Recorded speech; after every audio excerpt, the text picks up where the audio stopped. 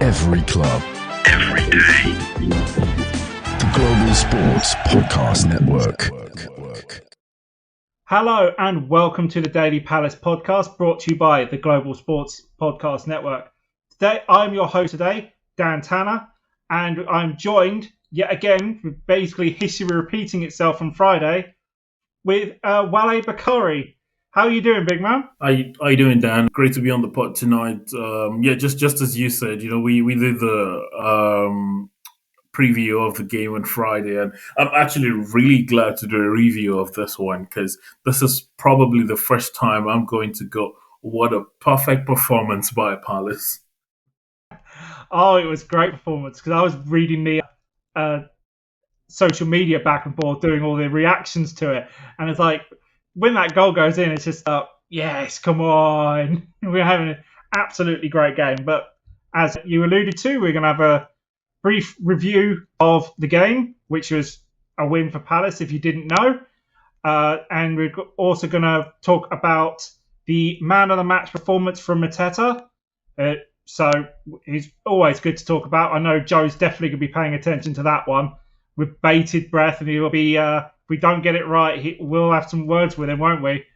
And then finally, before that West Ham game, we've finally got a transfer in.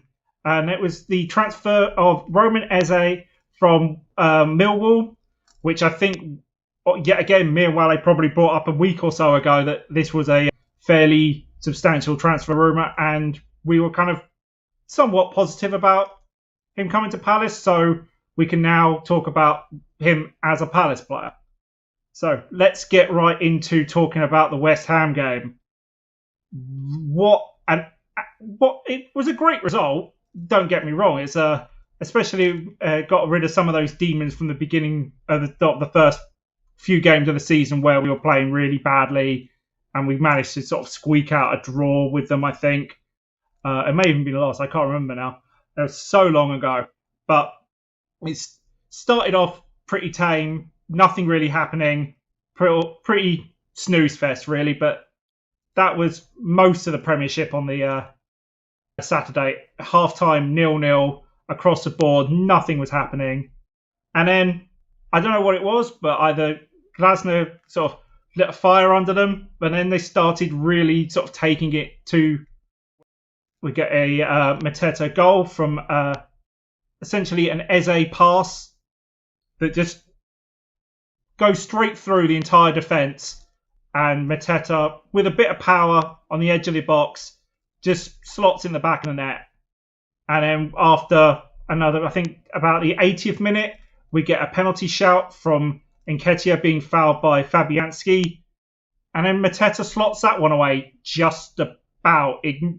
Fabianski nearly saves it, but we walk away with the 3 points against a fairly, essentially lackluster West Ham. So, Wale, what's your view of the game from the weekend? It was a complete performance. It was, the first half was a bit, snoozy. That's just the word as you put it, but. If there was a team of the two that was looking like they wanted the result or they were going to get a result, it was always Palace. I have to mention, by the way, that West Ham went the entirety of that game without having a shot on target. There's not many teams that will go to London Stadium, and stop West Ham from getting a shot on target. Paqueta, Kudus, Calasole, and some other attacking players that they've got. So it's quite interesting that, Palace dominated the game or were on the front foot, so to speak, almost the entirety of the game. And, fantastic performances all around from, Palace players. Is it a bit weird that I was hoping, the West Ham would get, a late consolation goal just because I wanted to be right on my call for a 2-1 win for Palace? But that performance. Call to be right, Wale. Yeah, you wanted to get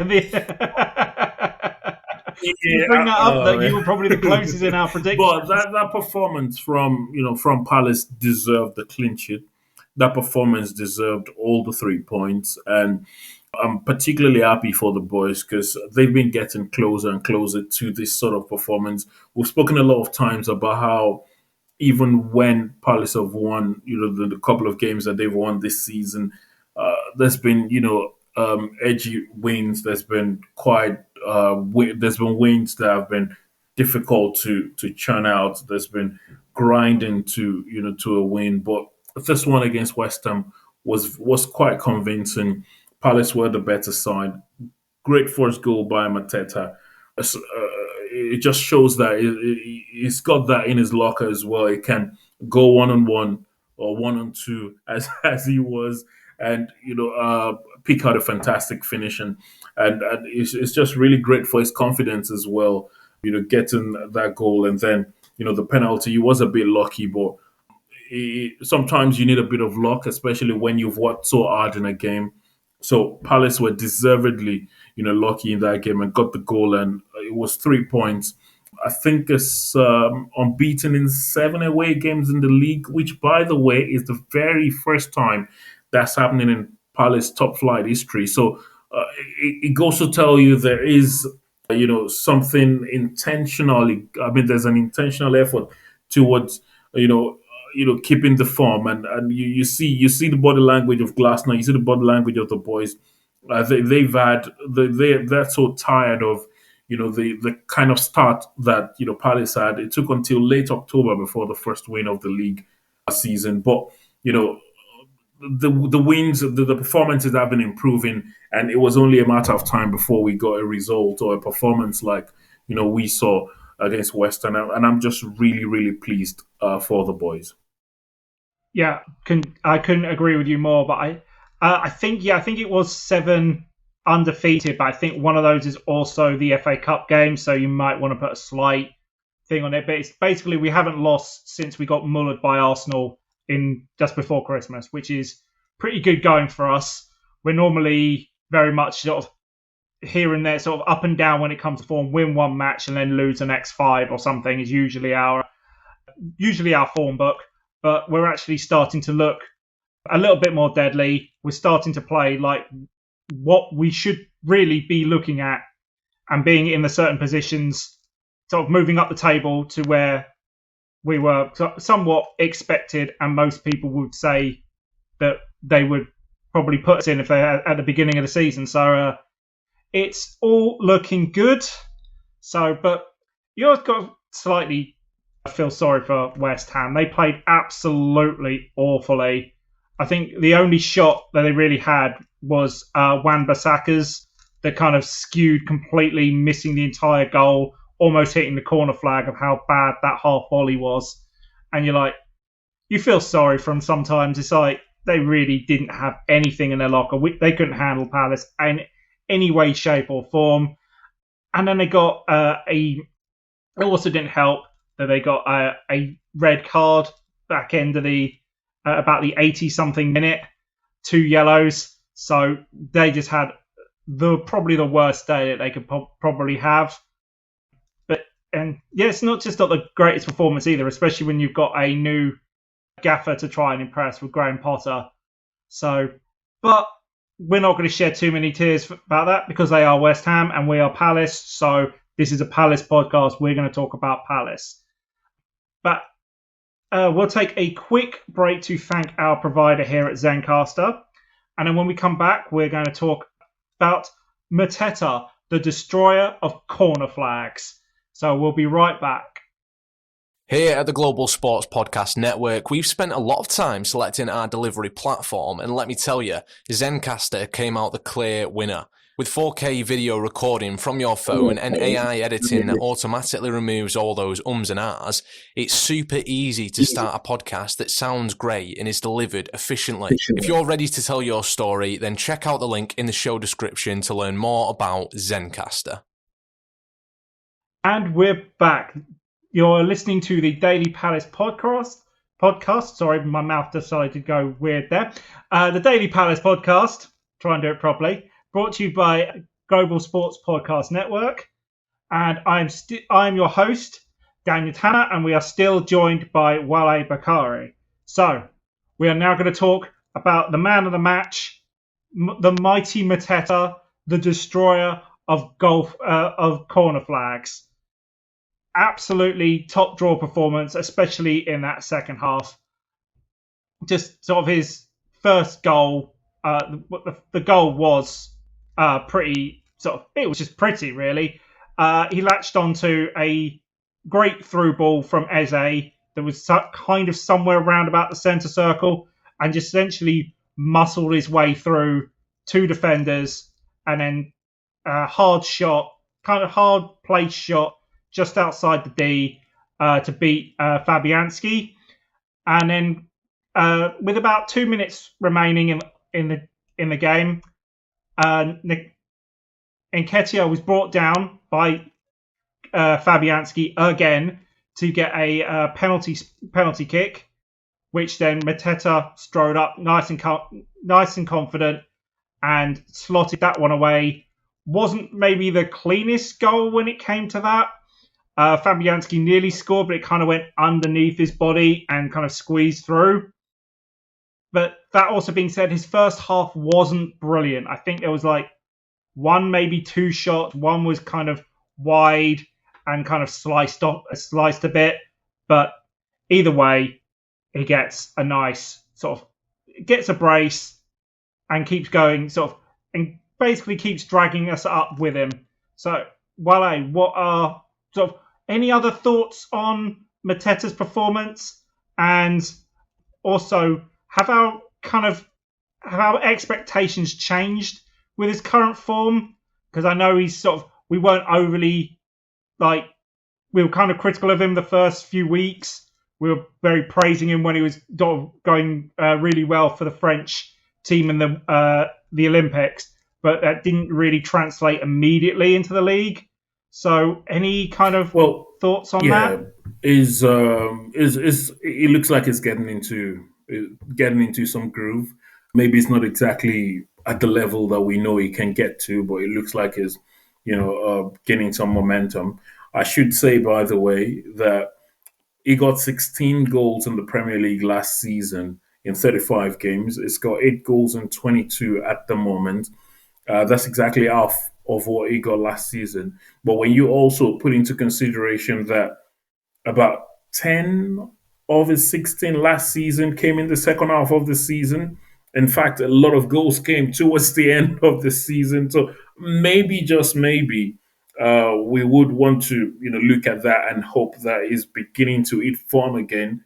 If that's the case, then that can only spell good omen for Crystal Palace, because we know what is the turn of a form for him last season did for the team. He got a lot of other players firing on a different cylinder entirely, and just kept taking the team all the way up the table. So maybe, just maybe, that is what we're witnessing at the moment, because the goals are coming back for him. It's not just the goals; it's the body language, it's the smile with which he plays the game, it's the happiness with which he plays the game, which is something that we're beginning to see, with the other players. Daniel Munoz is now, given the solid performances that we know of him week in, week out. Tyrick Mitchell is improving. Eberechi is looking like he's getting back, the form that we know of him. Ismaila Sarr is having a great time, although it was a fitness doubt, for the game, and, could only complete 66 minutes against West Ham. So, Mateta, yes, will be important for Palace. He remains the best option in front of goal for Palace. Eddie Nketiah hasn't, gotten to the heights that we would love to get to. When he was at Arsenal, I've seen him at Palace missing chances or not taking chances that he would normally bury when he was at Arsenal, where he was getting just a few opportunities, but every time he got a chance, you could see his quality. You could see that given more game time, he can get the goals. As I've said in time past, with him at the moment, it's not a question of his quality. It's obviously a question of confidence. He will, learn a great deal. It will help him a great deal if the team's confidence continues to grow. Generally, it would be nice for him to coming into games where there's lesser pressure, where the team is ahead, The team is, is performing good or better than the opposition team. So when it comes into such games, you can see that he plays with less pressure. And we saw that when he won the penalty, being fouled by Lucas Fabianski. I should point out though again that I did call that Fabianski was going to be a very important player for West Ham, and he was indeed important. Give me that All right, foul. I'll give you that one. I know that was definitely one of the ones. We'll give you that. We'll put that one in the Giving right that foul column from away, Wale. but specifically speaking about Mateta, is he does. I really hope that he's coming into some groove, and he will maybe go into the second half of the season banging in goals like he did last season, and that can only mean one direction on the table for Palace. Yeah, I'm very impressed by his form because, yeah, you were saying like last season he only got 16 out of so many, but I think because of like last season, I think he was very much a second string centre forward. He wasn't considered the starter. We were kind of still trying to work Edard and I think probably back end of sort of Benteke, etc. I can't remember. Maybe even Ayew as well were probably the first choice centre forwards last year. But he's doing insanely well compared to sort of what he started out at Palace. My only concern is what happens when the form dips a bit, because not every player can keep at that level. It's form dipped at the start of the season. We're hoping it goes up.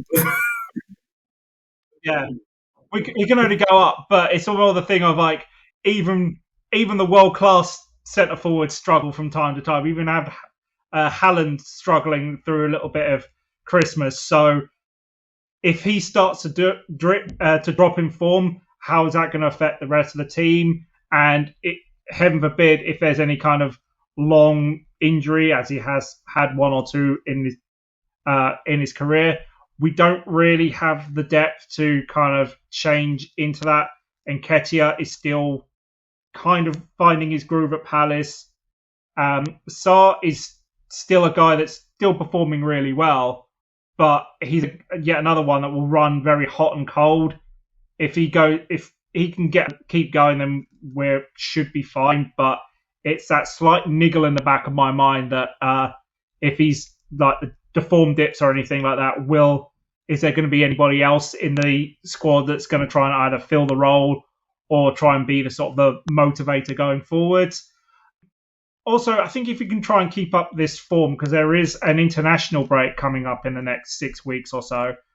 I know that the French striker position is pretty heatedly contested anyway, sort of with the likes of Thuram and a certain Kylian Mbappe at that certain point. But there's probably, if he keeps up this good form, there is no reason why he shouldn't be at least given a shot at the full national team instead of just a Olympic, essentially an Olympic silver medal. I think is what he got out of it, which is still pretty good. I don't think there's anything else that we want to talk about Mateta. Really, I was just going to add about Edin Nketiah, whether right. A run of games would help him and get him more settled and maybe improve things for him. Remember at the start of the season, Ismaila Sarr was in and out of the team.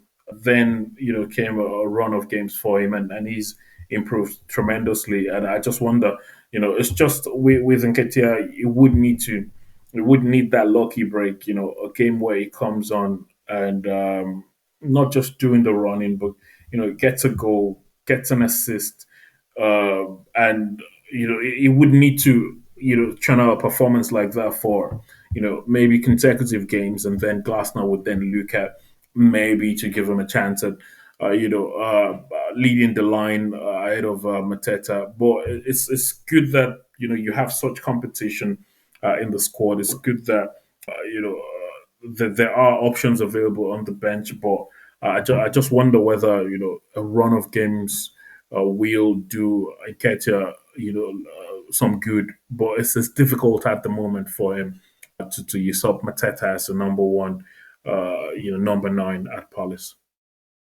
Yeah, well, I think most players would love sort of a long run in the team to get their form up, but when you like Nketiah at the moment, he's just not doing what basically we were expecting him to do. He's got, I think, 2 goals in the League Cup, which one against Arsenal, and I think it was QPR. But in the league, he's just been sort of just there. He hasn't really done what, because we were expecting him to be sort of this tiny forward, like being sort of intricate play inside the box and maybe getting a few goals and a few assists. But I don't think he's even done that. So if he can start to sort of just essentially have fun with the game first, I think will probably be beneficial, as well as getting a decent run, probably a 40, 50-minute runs in the squad at a time would be probably beneficial as well. But I'm not the gaffer, so if I was the gaffer, I probably would have given him at least 15, 20 minutes a game just to get him some time, but whatever. On that, I think we will take another quick break to thank the network that allows us to talk nonsense about Palace for half an hour or so. And then we'll get back. We will then discuss the transfer that Palace have finally completed. It's only the back end of January. It's only the 20th of January. So we've had 3 weeks to do this. So, well, we'll be back in a couple of moments. This podcast is part of the Global Sports Podcast Network, the only network bringing you exclusive daily news and views on your Premier League team, the Premier League, women's football and fantasy football. A unique listening experience that puts fans first, bringing you the very latest breaking news from your team. Subscribe wherever you get your podcasts and make us your first listen every day. Global Sports Podcast Network, every club, every day. And we are back with the Daily Palace podcast. I'm still your host for this last little bit, Dan Tanner, and we are still, yet again, we're still here with Wale Bakari.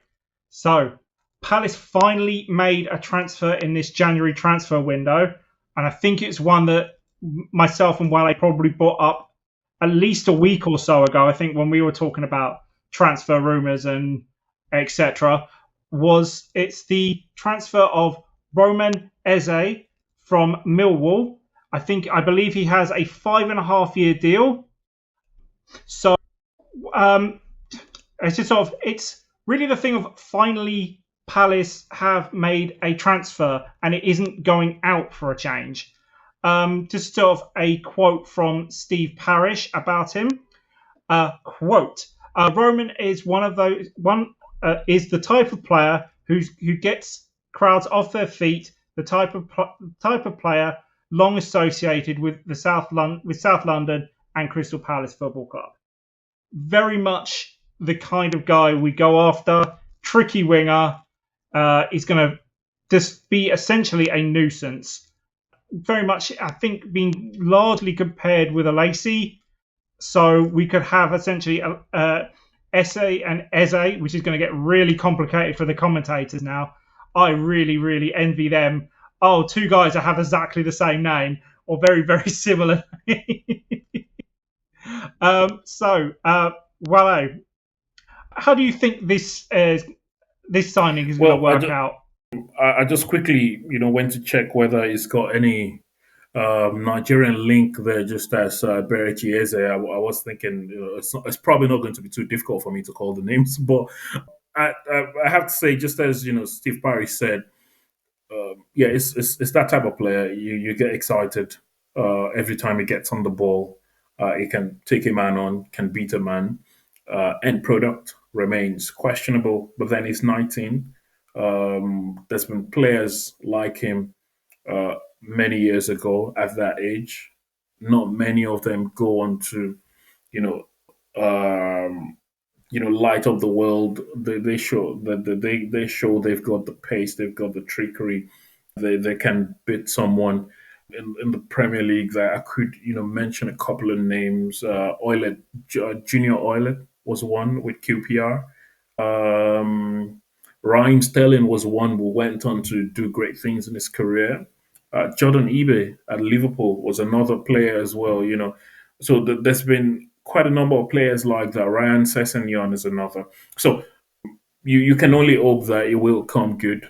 But if there's one thing we know about Palace is over the years, the recruitment team have shown that they are able to spot talent in the Championship, bring them to the Premier League, and they will deliver. Eze, Lisa, Wharton, who unfortunately is sidelined at the moment, and a couple of other names. So we can only hope that it will come good. But on the surface, it looks, a good signing.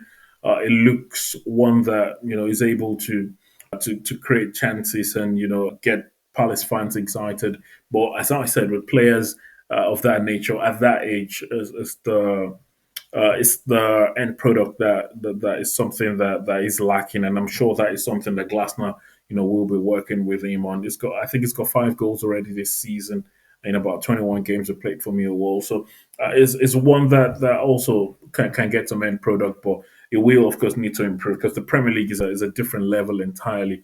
But it's one I'm hopeful about, and I just really hope that it gives that depth of the bench to Palace. Is one that can create chances when the game is into the final quarter and the opposition defenders are a bit weary and tired, and you can have a go at them and create chances. That would be nice, and I just really hope that it lives up to the billing and comes good for Palace.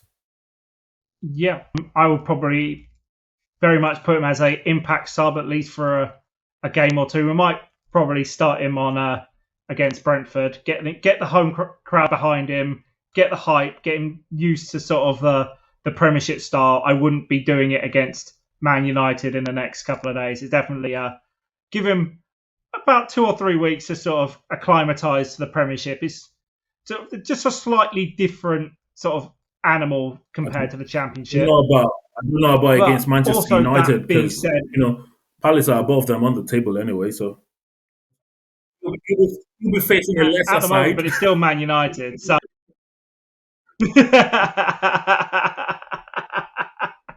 Oh, you're just being mean now, aren't you? Let's dig it. Let's kick them while they've they're been down. down for a while.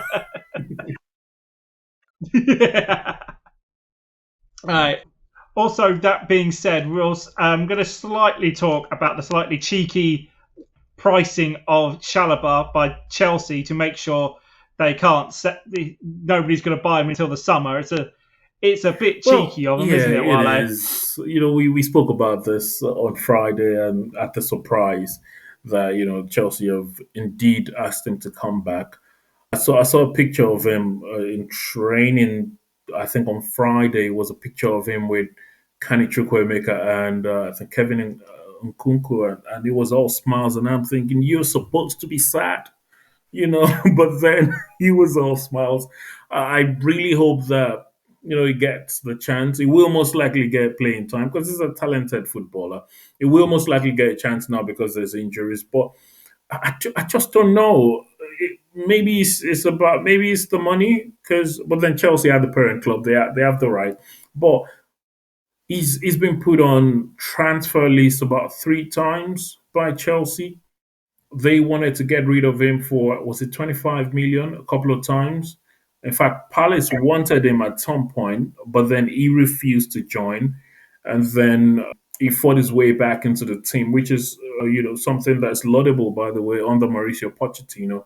And then it was put back on the transfer list, and then he joined Palace on loan, and it was putting in some great performances of his own, building a name of his own, but the stay's been cut short by Chelsea. I just wonder, and I think you put it correctly, because I was asking, off the mic, and I was saying, so if Palace go back to Chelsea and say, here's 40 million, we want him back, would they? But I don't think Palace would. Anyone is buying him for 40 million at the moment anyway, because it's injury prone, But just as you said, Chelsea just don't want anyone coming for him. Question is, what happens when these other Maresca trusted midfielders are back? Remember, it was on the bomb squad they called it, on the list of players that were not part of his plans anyway. So what happens, when these other guys come back, Fofana,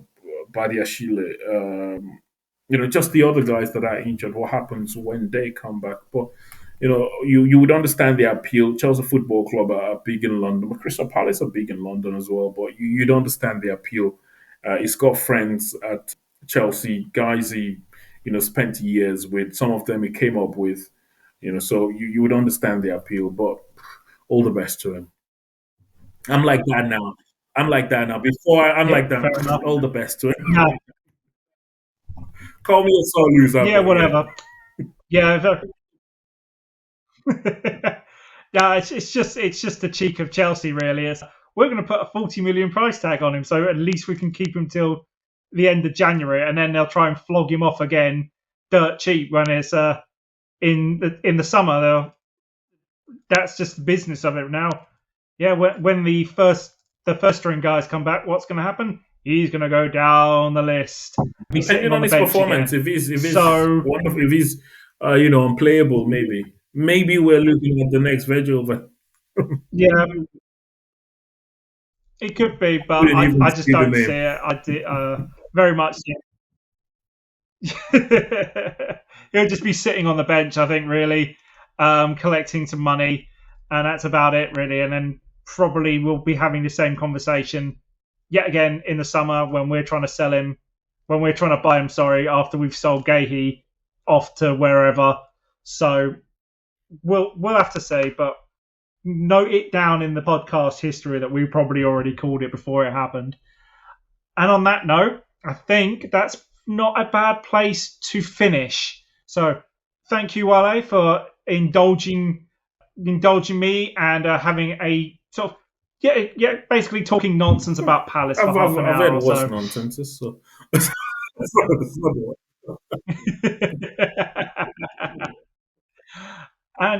And thank you very much for listening. If you could give us a 5-star just to help us get noticed, either on Spotify or Apple, even catch up on the YouTube channel. We have nearly every single one, except maybe the first few that didn't go through properly, are all there. You can see our lovely mugs as well. So until next time, thank you and goodbye. Every club, every day. The Global Sports Podcast Network.